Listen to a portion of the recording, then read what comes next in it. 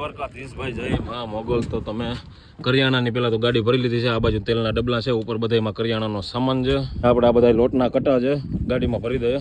સમજે કાંઈ આશ્રમમાં કાંઈક આપણે જરૂર હોય તો ખાલી હોય તો કામ આવે. આ બધા કટા લોટમાં ભરી દેવાના છે, બધી કીટો આપવાની છે. આ ખેંચી ખુલ્લો જ છે, ખેંચીને આમાં જગ્યા જ્યાં જડે ત્યાં રાખી દેજો હરખા.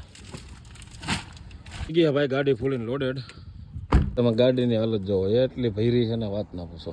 હરિહરની હાકલ પડી ગઈ, દાયરો હોવ જમવા બેઠો છે. હો મજામાં બધાય? હરિહર જમી લ્યો એક ગ્લાસ. આ બાપા આપણા દવાખાને ભાઈ ઝીણાવારીના દવાખાને જાય ને પાછા આવા લઈ આવ્યા દવા બાપા. તો વાંધો નહીં, જમી લ્યો નહીં. ખાઈ જાઓ 2 રોટલી વધારે વહી જાય, મજા આવીએ, નીંદર ભારી આવીએ. દૂધ ને કાંઈ ઘટે નહીં. સારું જય દ્વારકાધીશ. તબિયત સારી? તો વાંધો નહીં. પગમાં શું કહે? પગમાં જાતા આવશો હાલો. ઓકે. અને આપણા ચોપડાને ઘણું બધું લખવાનું ભણવાનું કામકાજ બાકી છે.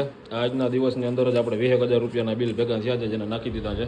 તે 8 જણા આપણે એમ કહી શકીએ કે અત્યારે આશ્રમની અંદર રહે છે અને હાઈ ક્લાસ ખાવા પીએ અને મજા કરે. અને ભગવાનના નામ લે. રામબાપાની તબિયતમાં ઘણો બધો સુધારો આવી ગયો છે. હમણાં એકાદા દિવસથી હું અહીં નહોતો, અહીંયા બહાર હતો. કે ભાઈ ફૂલ નહીં તો ફૂલની પાકડી સહયોગ કરજો. જે પરિવારને ખરેખર કરિયાણાની જરૂર છે એને આપણે કરિયાણું પહોંચાડીએ છીએ, એવા આપણા સૌથી ઉપર પરિવાર છે. અને જેમાંથી હવે ઘણા બધા પરિવારો તો ભાઈ પોતે આ ટૂંકમાં આત્મનિર્ભર થઈ ગયા છે, જેને થોડાક સમય માટે કરિયાણાની જરૂર હતી. એટલે એ લોકોને ભગવાન અને તમારા બધાની દયાથી વ્યવસ્થિત રીતે જીવન એનું પાટે ચડી ગયું છે, આપણે એવું કહી શકીએ. અને વધારે વાત ના કરતાં સમય થઈ ગયો છે જાજો ને આપણે કિલોમીટર ભાઈ અહીંયાથી કાપવાના છે.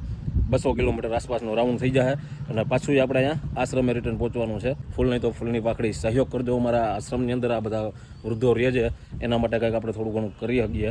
અને કરિયાણાની કીટની અંદર કોઈ પણ મિત્રો આપણા યોગદાન કરવા માગતા હોય તો એક કીટનો આપણે ખર્ચો છે 3100 રૂપિયાનો આવે છે. એટલે જે કાંઈ તમારાથી થાય, નાની મોટી રકમ 500 1000 થોડું ઘણું જે કાંઈ થાય, એકાદી કીટ છે કે વૃદ્ધો માટે તમે કાંઈ વસ્તુ મોકલાવવા માગો છો. જો જામજોધપુરની અંદર કરિયાણાનો કાંઈ પણ સામાન મોકલાવવા માગતા હોય તો મારા નંબર આપેલા છે. જામજોધપુરની અંદર તમે મોકલાવી શકો છો. આ મારા નંબર છે, એની ટાઈમ ફોન કરજો. બાકી જે કાંઈ થાય થોડો ઘણો સહયોગ કરી અને વિડીયોને શેર કરજો. મળીએ આપણે પરિવારો સાથે. ત્યાં સુધી બધા મિત્રોને જય દ્વારકાધીશ, જય મા મોગલ.